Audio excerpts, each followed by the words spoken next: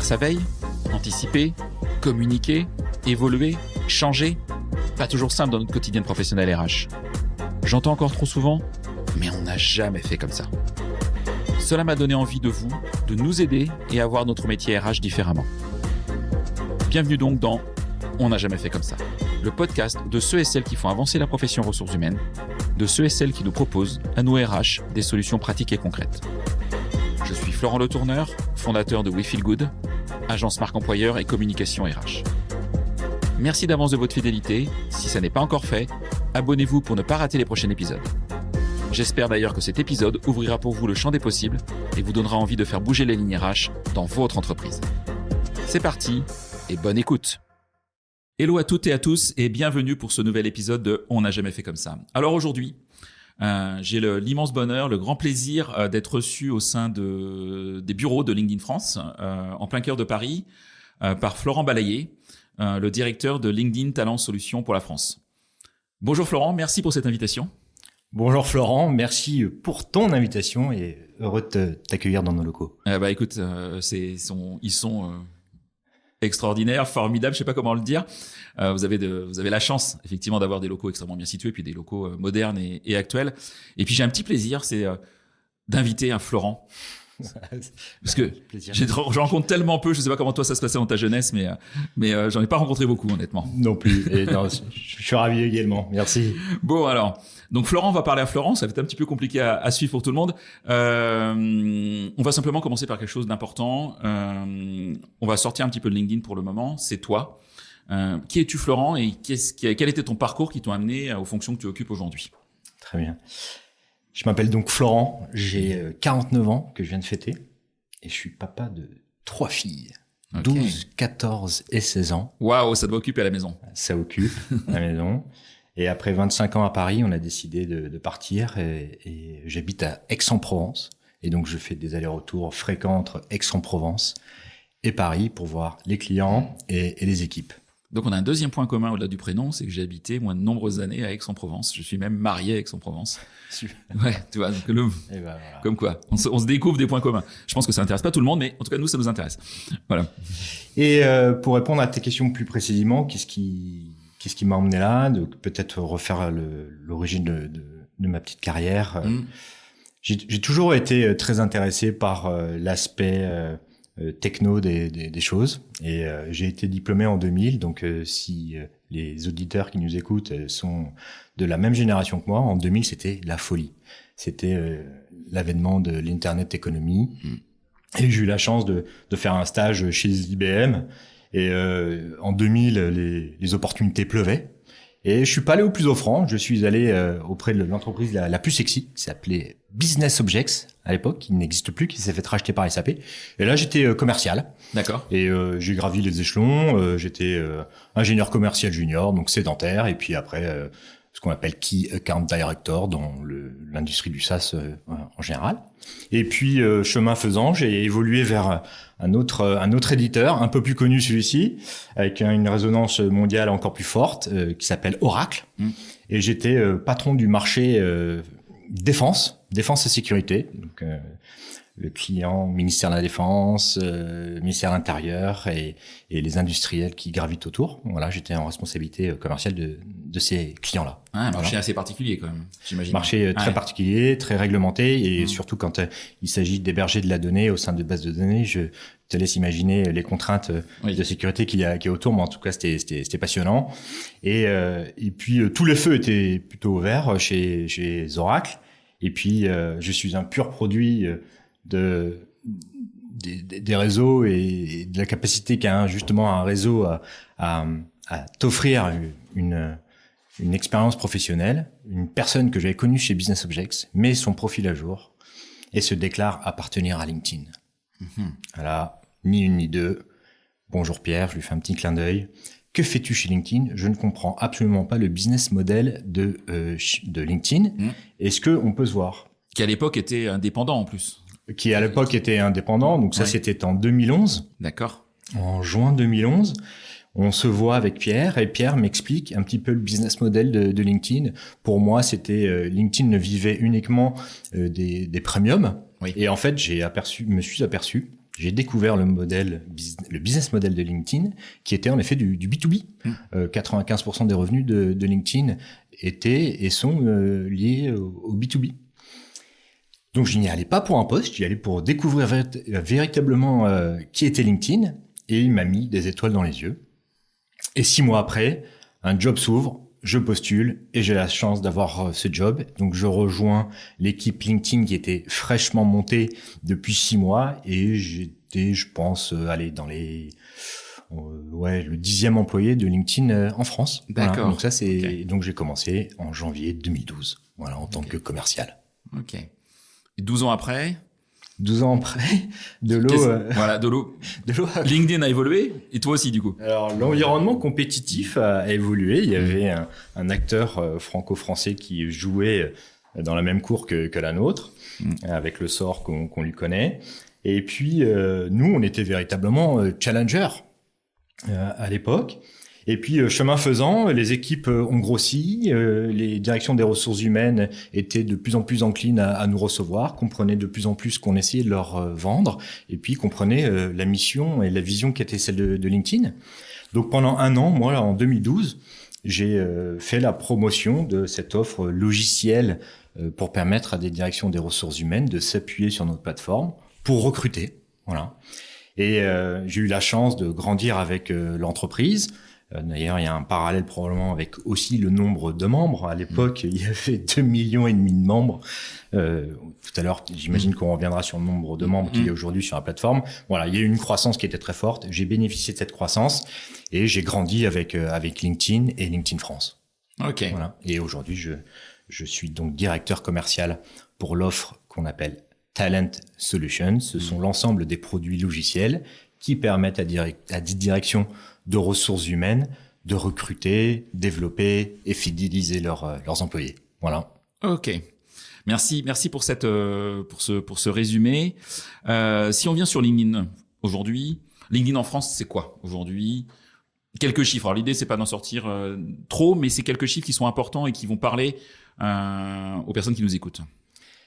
LinkedIn en nombre de membres, c'est 29 millions. Tout à l'heure, je disais qu'en 2012, il y en avait 2,5. Aujourd'hui, c'est 29 millions. Donc, ce qui veut dire que c'est une représentativité très, très forte de la population active. On estime que c'est 90% de la population qui est en âge de travailler, qui a un profil LinkedIn. La deuxième donnée, je ne veux pas vous assommer de données, mais je pense que c'est important de noter que l'essentiel de nos membres sont en dehors de la sphère parisienne. Voilà, c'est 80% de nos membres qui sont dans les territoires et en dehors de Paris. C'est des choses qui n'étaient pas vraies il y a 10-12 ans. C'est pas qu'un outil de cadre parisien, quoi. Ça n'est pas qu'un outil de cadre et de cadre parisien, puisque 29 millions, il n'y a pas 29 millions de cadres qui vivent à Paris et il n'y a pas 29 millions de cadres non plus en France. Donc, il y a une représentativité sur la plateforme qui est celle de la population active française, avec des gens qu'on appelle des gens de terrain, de première ligne. Je peux être infirmier, je peux être responsable d'un rayon en supermarché, je peux être cadre dans la finance, dans la banque, peu importe, tout le monde a sa place sur LinkedIn, la raison pour laquelle aujourd'hui on a en effet 90% de la population active sur la plateforme en France. Ouais, et chose qui m'a marqué quand j'ai préparé aussi, ce sont les plus jeunes. Effectivement, au départ de LinkedIn, parce qu'on a à peu près le même âge, on y allait effectivement quand on avait déjà un petit peu d'expérience ou éventuellement junior. Mais aujourd'hui, je vois même des jeunes qui ont 18-19 ans qui créent leur profil sur LinkedIn. C'est un sujet pour vous, effectivement, de faire venir, je dirais, au plus tôt les jeunes sur cette plateforme? Alors les jeunes ont cette particularité d'être nés aussi avec des outils digitaux et donc ils ont une capacité à les appréhender qui était probablement plus élevée que notre génération. Moi je suis né en 1975 pour que les auditeurs puissent prendre la mesure. Ouais, j'ai dit que j'avais 49 ans donc ils savent le faire, mais en tout cas oui, il y a une appropriation de la part de cette génération qui arrive beaucoup plus forte. Et j'en veux pour preuve le dynamisme qu'il y a dans la création de profils. On estime aujourd'hui qu'il y a 2 millions d'étudiants en France qui utilisent LinkedIn pour développer leur réseau. Ouais, donc ce sujet est super important parce que les entreprises et les collectivités de France souffrent, on va dire, en recrutement. On va dire que le marché est compliqué. On le vit tous. Toutes les entreprises en parlent, clairement. Même si l'économie est un petit peu plus tendue ces derniers mois, le marché du recrutement reste, lui difficile. Il y a peut-être des réflexions à avoir quand on est RH en entreprise, qu'on a mis en place une stratégie éventuellement de relations école, de se dire, mais quand je prends la parole, si je suis DRH ou si je suis manager, d'aller vers ces cibles très tôt, en fait. Absolument. Et puis... Alors, je suis pas en train de dire qu'il n'y a que LinkedIn qui est en capacité de le faire, mais sur un site emploi traditionnel, on retrouve en général des gens qui sont en recherche d'emploi. Et la force de LinkedIn et la promesse de LinkedIn, c'est pas d'ailleurs nécessairement pour un membre de trouver un emploi, c'est aussi de trouver un emploi. Moi, Florent, je suis sur LinkedIn bien évidemment, mais je ne suis pas en recherche d'un emploi. Toi, Florent, tu as un profil LinkedIn. J'ai pas la sensation que tu sois en recherche d'un emploi. Donc, merci de ne pas m'appeler si vous êtes un cabinet de recrutement. Et donc, c'est la démonstration que les entreprises, là où il y a le vivier de talent le plus important, c'est bien sur une plateforme qui n'est pas un site emploi, mais un réseau professionnel comme celui de LinkedIn. Et c'est là toute la subtilité effectivement de l'outil, et on va y revenir. Alors justement, si on zoome sur l'évolution de LinkedIn, on va s'intéresser peut-être effectivement à un sujet majeur que j'ai commencé à aborder, qu'est le recrutement. Quelles sont les grandes évolutions que tu as vues en termes de recrutement grâce à LinkedIn, et surtout celles que tu vois arriver en 2024? Et je veux prendre aussi pour partage une enquête que vous avez réalisée et un document que vous avez produit, dont je mettrai le lien en descriptif pour tout le monde, qui s'appelle l'avenir du recrutement en 2024, et que je ne peux que conseiller à tout le monde de lire. Donc voilà, moi j'aimerais bien t'entendre sur ce sujet, et comment toi tu vois les choses évoluer, comment tu les as vues évoluer, comment tu les as vues grandir en 12 ans du coup, et comment tu les vois évoluer ces prochaines années sur ce thème précis. Très bien. Je voudrais rappeler que même s'il y a en effet énormément d'évolutions sur le marché du travail ou de l'emploi, que la vision de LinkedIn depuis sa création demeure la même, c'est-à-dire c'est de créer une opportunité économique pour l'ensemble de la population active mondiale. Alors une opportunité économique, lorsqu'on raisonne candidat, c'est en effet la possibilité de trouver un emploi. Donc ça, la vision, elle, n'a pas changé, bien que le contexte économique puisse avoir évolué, que les habitudes des directions des ressources humaines aient évolué. Elle, la vision de LinkedIn ne change pas. Les évolutions majeures, moi, que j'ai constatées depuis ces nombreuses années, c'est l'appropriation de la technologie par les fonctions RH. Souvent, on disait que c'était une fonction qui était un peu vieillissante, avec une plus grande difficulté à appréhender la technologie. Et je m'inscris en faux. Véritablement, les directions des ressources humaines ont probablement même été celles qui ont été confrontées les premières à des outils qu'on n'appelait pas avant intelligence artificielle, mais qui l'étaient en fait. Voilà. Ça, c'est la première tendance, la capacité que ont les directions des ressources humaines à embrasser le changement et le changement technologique. Cette capacité aussi que les directions des ressources humaines ont à lier un lien très très fort avec le business. Aujourd'hui, on s'aperçoit que ce qu'on appelle chez nous le time to hire, le TTH, c'est pas beau mais on le nomme comme ça, a drastiquement réduit. Je me souviens lorsque j'ai commencé chez LinkedIn, il y avait une période pendant laquelle on mesurait ça. Aujourd'hui, on estime que cette période a été réduite de 30%. D'accord. Et ça, c'est grâce à la capacité qu'ont les directions des ressources humaines à s'appuyer sur des outils pour être beaucoup plus efficaces et efficients, et de resserrer ce lien avec le business. Et puis l'autre tendance que j'ai vue et habitude, c'est, et on en parlera tout à l'heure, mais c'est cette volonté de développer les compétences des individus. Moi, j'ai 49 ans, j'ai cité les entreprises dans lesquelles j'étais précédemment, Je parle de LinkedIn parce que je parle de ce que je connais, mais je sais que dans d'autres entreprises c'est pareil. Mais cette véritable volonté qu'ont les directions des ressources humaines à développer les compétences de leurs individus, de leurs employés, parce qu'il ne faut pas oublier que la première richesse d'une entreprise, c'est véritablement ses employés. Et pourquoi est-ce qu'on dit ça? En fait, c'est pas véritablement ses employés, c'est les compétences de ces employés qui font la richesse de l'entreprise. Encore une fois, je sais qu'on va en parler tout à l'heure, mais aujourd'hui, quand on sait que les compétences évoluent très très rapidement, on parlera probablement d'obsolescence des compétences, eh bien les entreprises et les directions des ressources humaines ont l'extrême responsabilité de justement faire en sorte que les employés soient toujours à jour de leurs compétences.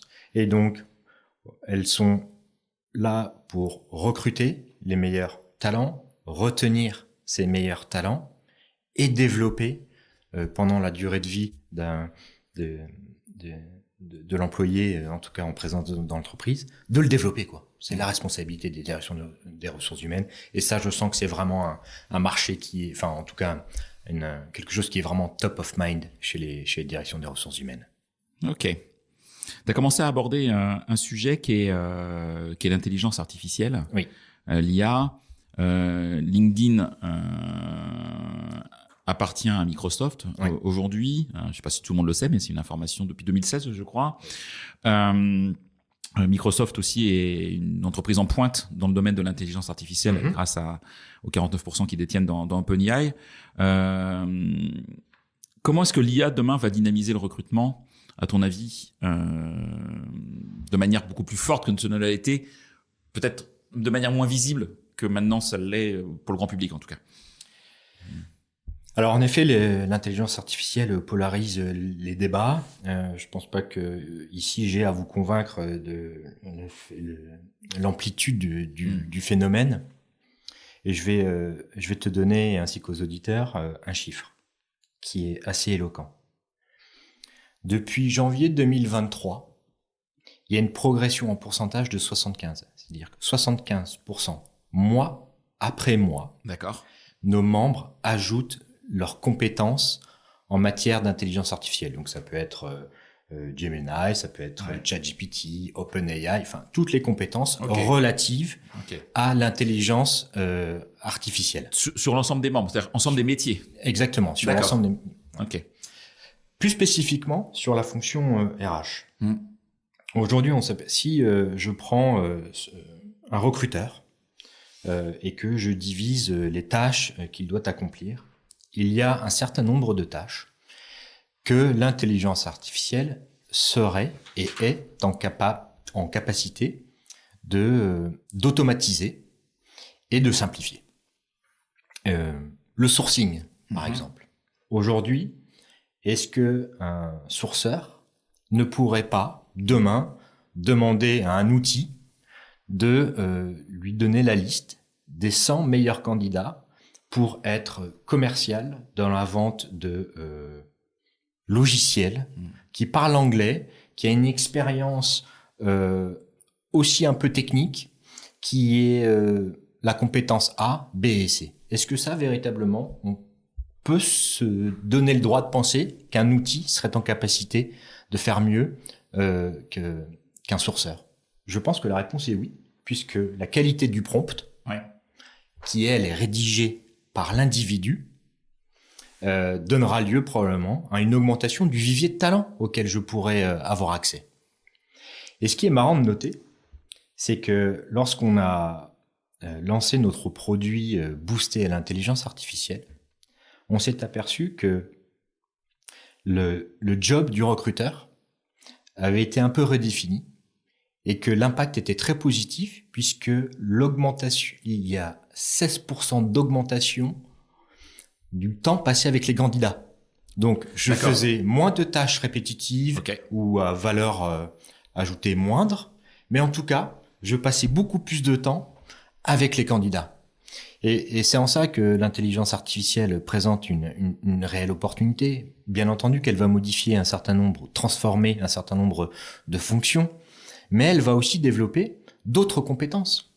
puisque si je suis recruteur et que je dois passer plus de temps du coup avec un candidat, eh bien probablement que je vais développer des compétences, alors on les appelle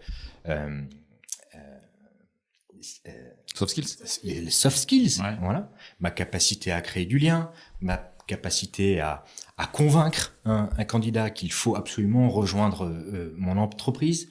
Voilà, c'est donc peut-être que je vais abandonner un certain nombre de skills, de compétences, mais je vais en développer d'autres et qui ont aussi leur intérêt. Ok. Alors, les recruteurs qui utilisent aujourd'hui et qui peuvent aujourd'hui réaliser des prompts, oui. Vous les accompagnez, vous les formez à réaliser des prompts parce que tout le monde n'a pas forcément la même appréhension du sujet. Est-ce que du coup, vous êtes support sur ce sujet? Et comment? Oui, bien sûr. C'est une excellente question. Et en effet, je crois que LinkedIn a toujours souhaité accompagner la transformation des directions des ressources humaines. Et je pense dire aussi qu'on est plutôt bon dans la manière d'accompagner. Donc on a en effet des commerciaux qui ne sont jamais seuls. Ils sont toujours accompagnés de consultants qui sont en général des anciens recruteurs d'ailleurs, pour passer le témoin à nos clients et les faire monter en compétence dans l'appropriation des outils. Comment rédiger le meilleur prompt? Comment s'assurer que ce candidat-là va me répondre? Donc on est bien entendu payé à vendre un certain nombre de produits, mais on est aussi payé à cette faculté qu'on aura aux clients de renouveler leur contrat avec nous. Et oui, ils vont renouveler s'ils l'utilisent, s'ils sont à l'aise, bien sûr. Donc vous avez, puis c'est même important. Enfin, moi, je suis recruteur. Quel que soit, je dirais, l'outil que j'achète et que j'utilise, j'ai envie de comprendre comment il fonctionne, j'ai envie d'aller le titiller et m'aider sur le sourcing. Moi, je suis un ancien sourceur, des booléens, j'en ai fait des kilomètres. Bon, c'est sympa, mais à un moment, c'est lourd. Alors, c'est intéressant ce que tu dis, c'est lourd, mais j'imagine que dans tes booléens, tu avais aussi des biais. Ah ben, c'est certain. Voilà, c'est certain. Biais. Alors, on me dira, mais oui, mais lorsque je fais un prompt, j'ai un biais. Sauf que je peux faire l'effort, le temps d'un prompt, de m'enlever tous mes biais. Et on s'aperçoit, c'est hyper intéressant, que lorsque je source au travers d'une intelligence artificielle, j'enlève les biais et donc j'augmente mon vivier de talent. Tout à l'heure, on évoquait les difficultés qu'ont les directions des ressources humaines à recruter dans un contexte un peu tendu. Aujourd'hui, si tu utilises LinkedIn, boosté à l'IA et très orienté sur les compétences, tu multiplies par 10 le vivier de talent que tu es en capacité d'atteindre. D'accord. Voilà. Et donc ça, c'est un des bénéfices aussi de l'intelligence artificielle, et on en a parlé tout à l'heure, d'orienter aussi ses recherches sur les compétences. Ouais, qui était un sujet que je voulais aborder, parce que justement, ça permet d'ouvrir aussi ces chakras, d'éviter les biais, tel que tu l'as exprimé, et d'oser peut-être se dire, mais tiens, cette personne, cet homme, cette femme, auquel j'aurais peut-être pas imaginé, ou parce que elle a pas le bon intitulé de poste ou la bonne école avec mes recherches booléennes. Forcément, c'était sur des sujets comme ça. Tu te trompes de combat aujourd'hui en 2024. En tout cas, en tout cas, je referai en 2024. Faut plus que je le fasse comme ça. Ça, c'est certain. Si je suis recruteur. Si on revient justement sur cette partie compétences, j'avais entendu ou lu que vous aviez plus de 40 000 compétences sur LinkedIn, donc un chiffre très très fort, alors qui mélange des compétences, des hard skills et des soft skills. Forcément, il y a un petit peu des deux. Moi, je verrais vraiment sur les soft skills, parce que ça, c'est un sujet majeur aujourd'hui. Comment vous faites pour que je puisse effectivement m'attacher plus aux compétences des hommes et des femmes qui sont membres de LinkedIn et aller les chercher? Parce que est-ce que c'est du déclaratif de membres? Est-ce que il y a des outils qui vont vous permettre d'analyser les soft skills? Est-ce que vous allez vers ce genre de sujet ou pas? Donc en effet, quand il s'agit des compétences, on a la faiblesse de penser que LinkedIn est plutôt bien loti pour observer ce qui se passe dans le monde, mais en France en particulier, sur les compétences, et ce pour au moins 3 raisons. La première, c'est que nos membres, ils nous renvoient des signaux. Et nous, on analyse ces signaux. Tout à l'heure, j'évoquais qu'il y avait une progression de 75% mois après mois des compétences relatives à l'intelligence artificielle. Bon, là, je ne te parlais que de l'intelligence artificielle. Ouais. Bien entendu, il n'y a pas que ces compétences-là que l'on observe. Donc, c'est notre capacité qu'on a à restituer aux clients ce que les membres nous renvoient en termes de compétences. D'ailleurs, il y a un classement annuel des compétences les plus en vue ou les plus en progression. La deuxième chose qu'on a, qui nous permet de mesurer les compétences, c'est les jobs que publient aussi les entreprises. On est en capacité de dire, voilà, sur les 100, 200, 300, 400, 500 000 jobs qui ont été publiés par nos clients, quelles sont les compétences qui reviennent le plus. Et la troisième manière aussi de capter les tendances en matière de compétences, c'est, on n'en a pas encore parlé, mais LinkedIn a acheté une entreprise qui s'appelle Lynda. Aujourd'hui, on l'a rebaptisée, ça s'appelle LinkedIn Learning. Et donc, c'est la capacité qu'a un membre de venir sur une plateforme pour consommer du contenu relatif à du développement de sa carrière ou de compétences. Et là, on sait quelles sont les compétences qui sont les plus développées. D'accord ? Donc, 3 manières pour nous déjà de décrypter un certain nombre de tendances. Les entreprises, les membres et les membres sur ce qu'ils consomment pour développer comme compétences. Tu l'as dit, aujourd'hui, une entreprise qui appréhenderait un candidat ou un individu uniquement sous le spectre de son background en termes de education. Donc, il a fait une école de commerce. C'est vachement bien. Et puis il a fait la même que moi en plus. Il a fait la même que moi. Et puis en plus il était dans une entreprise réputée, reconnue du secteur. Et on s'aperçoit que aujourd'hui c'est pas la bonne manière d'appréhender un individu, puisqu'un individu il est fait de plein de choses et il est fait surtout de compétences qu'il a acquises au sein de ses précédentes expériences. Donc le membre a la possibilité de déclarer qu'il a en effet la compétence A, la compétence B et la compétence C sur son profil. Et de l'autre côté, les recruteurs ont la possibilité, dans leur filtre de recherche, de dire, moi je cherche telle compétence. Et c'est là où l'intelligence artificielle agit. C'est que si j'ai pensé à la compétence Python, est-ce que le recruteur sait que Python est très proche d'un autre langage qui s'appellerait X ? Je suis pas béton en Python. D'accord. Il lui suggère, regarde, l'ensemble des candidats qu'on a recrutés ou des membres qui ont Python, ils ont aussi cette compétence-là. Je t'incite très fortement à ajouter cette compétence de langage informatique parce que tu vas augmenter ton vivier. Donc c'est pas la magie, c'est la force de l'intelligence artificielle qui aide les entreprises et donc les candidats à se retrouver. Ok. Est-ce que vous allez, là c'est une question là pour le coup, peut-être que j'ai tout faux. Est-ce que vos outils d'IA vont aussi analyser les posts que réalisent les membres ? C'est-à-dire que je suis membre, je poste. Est-ce que vous allez analyser les posts et se dire tiens, cette personne par ses publications, elle s'intéresse beaucoup à ce sujet-là, elle a l'air vraiment experte et du coup peut-être que toi recruteur, quand on fait suite au prompt, je te conseillerais d'aller voir Jean-Jacques ou Marie qui régulièrement parle de ce sujet ou exprime ses opinions sur tel ou tel point. Je sais qu'aujourd'hui, les recruteurs n'ont pas accès à cette donnée. Le recruteur, sauf à aller vraiment regarder le profil. Regarder le profil individuellement. Et puis donc ce qui prend du temps. Ce qui prend du temps. Donc aujourd'hui, un recruteur ne va avoir accès qu'aux déclaratifs relatifs aux compétences, formation, etc., mais pas sur l'activité qu'il a en tant que membre, du nombre de postes, des sujets, des postes qu'il a publiés, etc. Ouais, non, parce que tu vois, de ma vision de recruteur, je pense à des métiers, par exemple, dans les métiers de la tech, où les personnes des fois ont des profils qui sont assez simples, ils n'ont pas beaucoup détaillé leur profil et qui à côté prennent la parole et tu te dis, ok, cette personne, j'avais pas vu qu'en fait elle était super intéressée super douée par, et que ça peut être une piste d'approche. En tout cas, je note. D'accord, ok. Bon, écoutez, je vais finir directeur technique de LinkedIn, moi.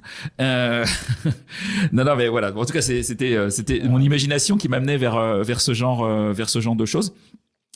Oui, je veux bien que tu reviennes sur LinkedIn Learning. Oui. Parce que c'est un outil qui est, je pense, encore assez méconnu. Trop méconnu de nous tous, pour être très très honnête, et qui est ultra riche. Et Récemment, vous avez, là on parle, je vais prendre l'IA, on revient sur l'IA. Vous avez ouvert, je crois, 250 formations accessibles à tout le monde et gratuites sur l'IA avec des experts sur Midjourney, sur ChatGPT, etc. Et qui, waouh, enfin je veux dire, je mettrai le lien d'ailleurs, faut que je retrouve le lien, je mettrai dans le résumé. Comment est-ce que vous allez effectivement communiquer? Comment est-ce que vous allez peut-être dire à tout le monde, mais osez y aller, et puis nous on vous forme en plus, on vous aide à vous former. Bien sûr, donc tu as raison, aujourd'hui l'offre LinkedIn Learning est méconnue, même si on sent un appétit de plus en plus fort pour les clients d'adopter ce genre de LinkedIn ou pas d'ailleurs, des solutions relatives à la culture apprenante des entreprises. Je reviens juste un instant sur la publication qu'on a faite sur la plateforme, en effet, d'ouvrir au plus grand nombre, sans aucune restriction, 250 cours relatifs à l'intelligence artificielle. Donc ça va du niveau vraiment celui qui débute dans l'intelligence artificielle au niveau le plus avancé. Et tu vois, c'est très en lien avec ce que j'évoquais tout à l'heure sur la vision de LinkedIn, c'est créer une opportunité économique pour chaque membre de la population active. On sent qu'il y a un appétit très très fort et des entreprises et des membres sur l'intelligence artificielle. On n'a pas toutes les réponses d'ailleurs. Je crois que les entreprises aujourd'hui, même si certaines voient un grand nombre, une réelle opportunité de se développer en la matière, et on sent qu'il y a un appétit. Donc c'est toujours dans réduire le gap. Donc le gap en français on appelle ça comment, Florent? Un gap. Le gap, moi je dis le gap. Un gap, ah bah oui, mais l'écart, on va dire l'écart. Voilà. Donc ces 250 cours participent justement à réduire l'écart entre qu'est-ce que veulent les entreprises, qu'est-ce que veulent les membres, est-ce qu'on a la capacité de rejoindre l'un et l'autre une offre et une demande. Cette offre LinkedIn Learning, elle est hyper intéressante parce que elle répond à aujourd'hui au moins un besoin, je l'évoquais en introduction, très très fort, c'est quelque chose de très prégnant et que moi j'ai la chance de rencontrer beaucoup de DRH et c'est un sujet qui est vraiment top of mind pour eux, en dehors de l'intelligence artificielle, c'est la mobilité interne. Une des raisons aujourd'hui pour lesquelles les salariés, quittent leur boîte, c'est parce qu'il y a une stagnation professionnelle. Ouais. Je crois que c'est le 3e critère en ordre de priorité, donc c'est fort.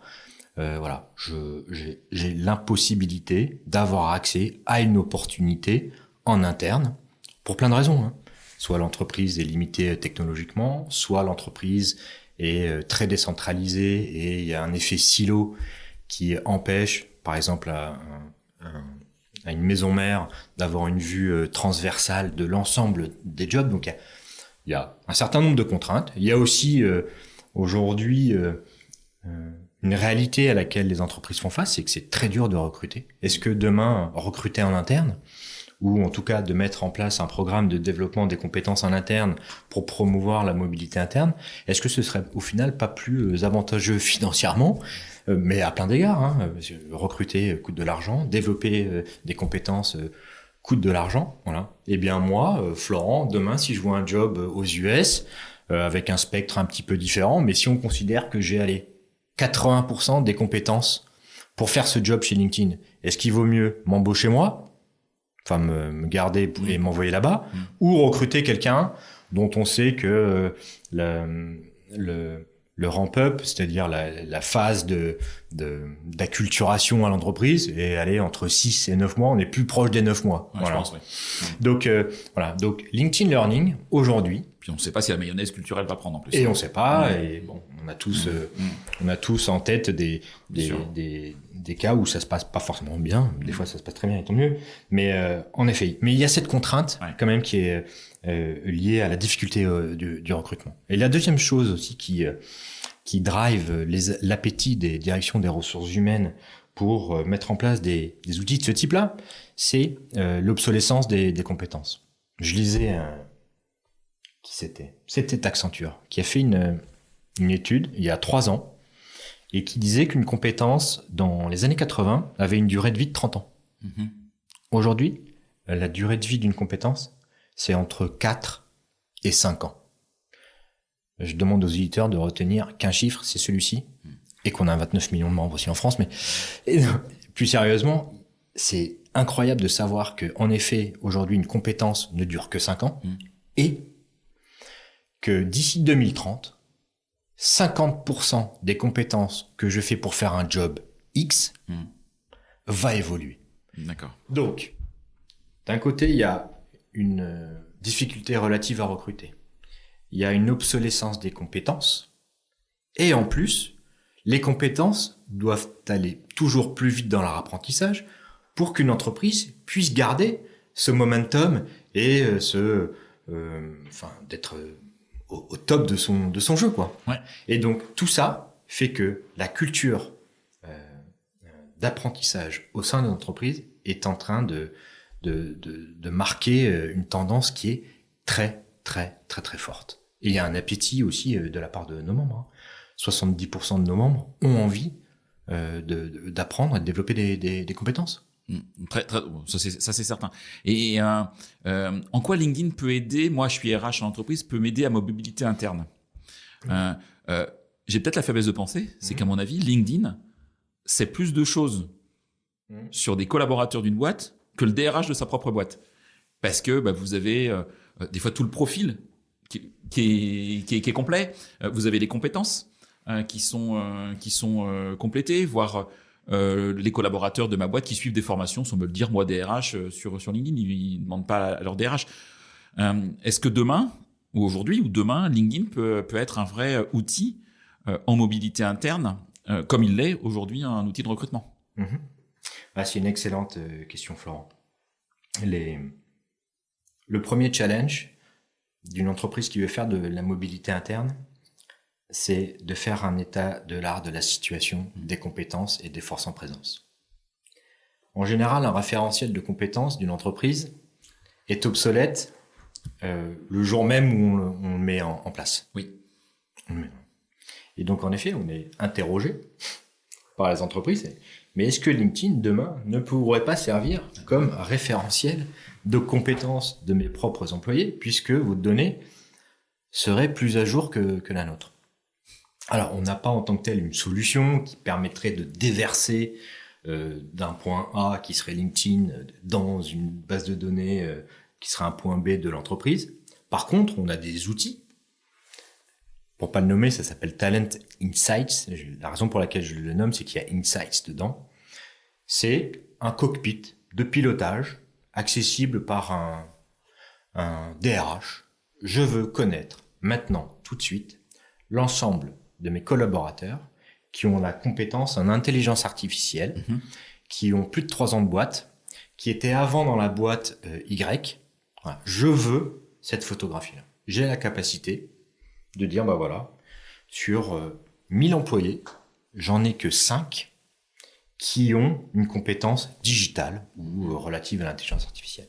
Eh bien, j'aurai la possibilité. Donc moi, dirigeant de cette entreprise, je sais que j'ai énormément de projets digitaux à venir. Est-ce que véritablement 5 employés qui ont cette compétence vont me permettre d'atteindre cet objectif? J'aurai la possibilité de dire, moi, je veux mettre en place une culture où les employés ont accès à du savoir pour soit développer une compétence existante qui est naissante pour la porter à un point un peu plus de maturité plus forte, ou même apprendre une compétence. Et donc, c'est à ça que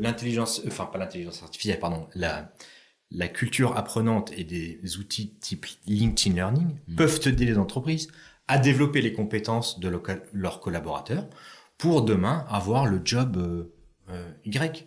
Et je vais même plus loin, Florent. Cet outil dont je te parle, qui s'appelle LinkedIn Learning, lui aussi est boosté à l'intelligence artificielle. Qu'est-ce qu'il est capable de faire? Souvent, j'ai le syndrome, je me connecte à cette plateforme, j'ai accès à des milliers de contenus, mais qu'est-ce que je vais pouvoir en faire? Et le premier problème, c'est comment est-ce que je m'assure que les gens qui ont accès à cette plateforme consomment du contenu? Oui. Et de manière intelligente. On a réfléchi à ça Et en fait, on a développé un outil qui permet de déclarer en fait ton intention. Je suis Florent, je fais le job aujourd'hui je sais pas, je suis consultant en communication. Demain, je veux être directeur financier. Ok. De là, il va ensuite analyser l'ensemble du parcours que tu dois réaliser, basé sur les compétences qui sont nécessaires pour effectuer ton job de demain. Et là, il va te décrire très précisément les étapes d'apprentissage par lesquelles tu dois passer pour demain avoir le job de tes rêves. C'est top ça. Et ça, en tant que membre de LinkedIn, je peux avoir ça? Je peux avoir ça. Ou faut être premium ou... Oui, il faut en effet avoir soit un contenu premium, ou alors je suis salarié d'une entreprise qui a fait l'acquisition de ce logiciel-là et qui le met à disposition de l'ensemble de ses employés. D'accord, c'est les deux possibilités. D'accord. Moi, je suis membre premium, donc il faut que je regarde. Je suis Sales Navigator exactement pour être précis. Mais il faut que je regarde effectivement. Alors, ce ne sera pas dans Sales Nav, ce sera dans la partie premium. Dans la partie premium. Ok. Ah, mais je ne savais pas qu'on pouvait faire ça. Ouais. Ça, c'est juste effectivement extrêmement intéressant. Et ça va m'indiquer aussi, par exemple, en lien avec LinkedIn Learning, tiens, je te conseille de suivre la formation A, B, C, D. Voilà. Exactement. Si tu as envie d'évoluer vers ce métier-là, ce job-là, je t'encourage à acquérir ces compétences-là, quoi. Oui, et puis absolument, c'est exactement ça, Florent. Top. Et puis en tant que salarié, je verrai aussi l'ensemble des jobs qui sont ouverts dans mon entreprise. Ok. Voilà, et je pourrai y postuler et développer mes compétences pour obtenir le job de mes rêves. Ok. Voilà. Super intéressant. J'ai envie de venir sur un sujet qui est le personal branding, d'accord, et le personal branding des RH. De la population que tu fréquentes et que je fréquente quotidiennement. Je pense qu'on est tous aujourd'hui convaincus que le personal branding, c'est important quand on est un professionnel, qu'on a une expertise, et quand on est RH, quel que soit le métier au sein de la fonction RH, on est expert. Quel conseil tu donnerais, toi, aujourd'hui aux professionnels RH qui sont peut-être inscrits sur LinkedIn, je l'espère, mais qui n'osent pas publier, n'osent pas s'engager, n'osent pas effectivement parler. Et est-ce que d'ailleurs c'est un sujet pour vous de préoccupation? Est-ce que vous avez envie que toi, tes clients ou tes non-clients aujourd'hui peut-être, qui sont RH mais qui sont pas encore clients de LinkedIn, Talent Solutions, prennent la parole? La réponse est oui. J'ai très envie, en effet, qu'ils prennent la parole. Après, c'est vrai que la personnalité de chacun fait que, en général, on dit que son activité, quand on regarde son activité, reflète qui je suis dans la vraie vie. Et moi, lorsque je prépare un rendez-vous, en effet, je regarde l'activité de mon interlocuteur, mais je ne me fie pas qu'à ça. Donc, déjà, je regarde l'ensemble des sources, je regarde LinkedIn, mais pas que. Mais bien entendu, j'encourage vivement les directions des ressources humaines, un DRH ou un recruteur même, à prendre la parole sur LinkedIn, parce que, en fait, on s'aperçoit que l'impact sur les autres employés, c'est un sentiment de fierté. C'est waouh, mon CEO, mon DRH, ou même la personne qui m'a recruté, elle prend la parole sur LinkedIn. Et là, on s'aperçoit qu'il y a un sentiment souvent de fierté des employés lorsqu'il y a les dirigeants. Alors, ta question est très direction des ressources humaines, mais j'irais même un cran plus haut, avec même des gens du board, tu vois. Ben oui. Et ça, on voit une tendance quand même très très forte à l'acculturation des directions des communications qui accompagnent les CEO, des DRH à prendre la parole, parce que il y a aussi des sujets qui méritent une portée très forte. La diversité, l'équité, l'inclusion, et tout un tas d'autres sujets qui sont très positifs et bénéfiques pour tout le monde, absolument. Ouais, ça c'est clair. Je rajouterai en lien l'enquête qui est sortie dans les Échos du 7 mars. Je sais pas si vous l'avez tous lus, qui parle des CEO les plus influents sur LinkedIn et sur X, mais en particulier sur LinkedIn. C'est hyper intéressant effectivement de voir que des CEO d'entreprises, et là en l'occurrence c'était SBF 120, prennent la parole et osent s'exprimer. Alors, des gens vont me dire oui, mais ils ont des agences qui gèrent leur community management, etc. Peut-être pas, mais c'est pas. Mais au moins, ils prennent la parole et ils s'expriment en tant que Monsieur X ou Madame Y, CEO de l'entreprise. Et moi, je suis candidat. Objectivement, je vois mon peut-être futur CEO qui s'exprime. Bah, ça peut me rassurer, quoi. Parce qu'entre un discours d'une entreprise et le discours d'une personne de l'entreprise, on connaît les chiffres. Hein, l'impact n'est pas le même et on sait qu'on va plus croire une personne qu'une page entreprise. Et d'ailleurs, c'est aussi vrai dans votre algo, vous valorisez les pages plutôt personnelles que les pages entreprises, et c'est pas neutre. Voilà. Et c'est vrai que sur la fonction RH, moi je vois encore beaucoup de RH, j'en rencontre beaucoup qui sont présents certes, mais qui disent mais j'ai rien à dire. Si je m'exprime mal, je vais être regardé, etc. Mais en fait, mais vas-y quoi. Enfin, lâche-toi sur le sujet. Je remettrai pour mes auditeurs assidus l'épisode que j'ai enregistré avec Maud Grenier autour du personal branding des professionnels RH. Mais je pense que c'est clé aujourd'hui en tout cas. Oui, et tout à l'heure tu évoquais l'accompagnement que l'on a donc auprès des recruteurs qui sont des utilisateurs de nos solutions, et on a aussi la possibilité avec un certain nombre de critères néanmoins, mais d'accompagner des directions des ressources humaines, des RH, dans, on appelle ça un Rock Your Profile. Ok.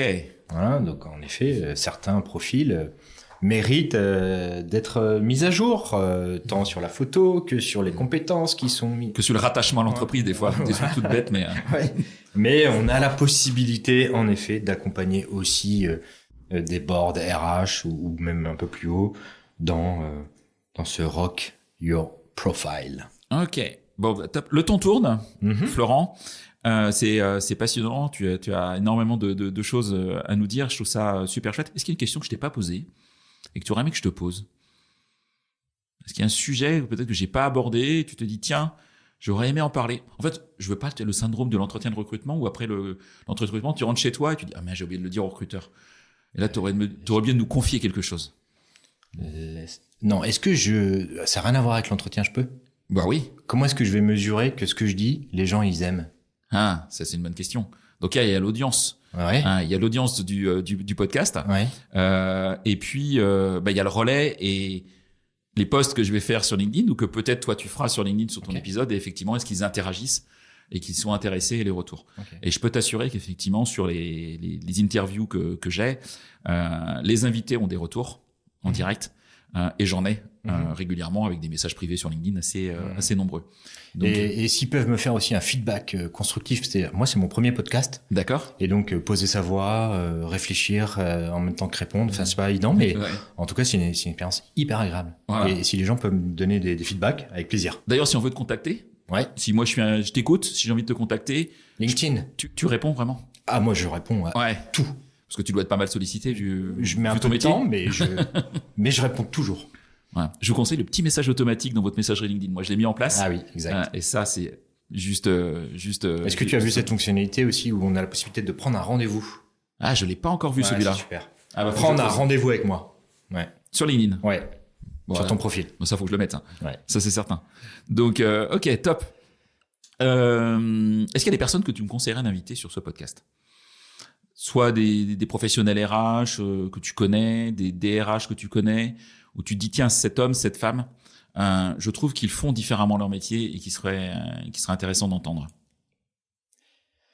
Écoute, il y a alors ce sujet de la mobilité interne, moi, il me passionne, et on a eu la chance de travailler auprès d'une direction des ressources humaines d'une très grande banque qui s'appelle Crédit Agricole, et qui a mis en place une politique de mobilité interne. Et nous, on a outillé cette démarche. D'accord. Et c'est une personne qui a une vision extraordinaire de la fonction RH et justement du souhait de développer les compétences de ses collaborateurs. Et c'est c'est une très grande promotrice de cette mobilité interne.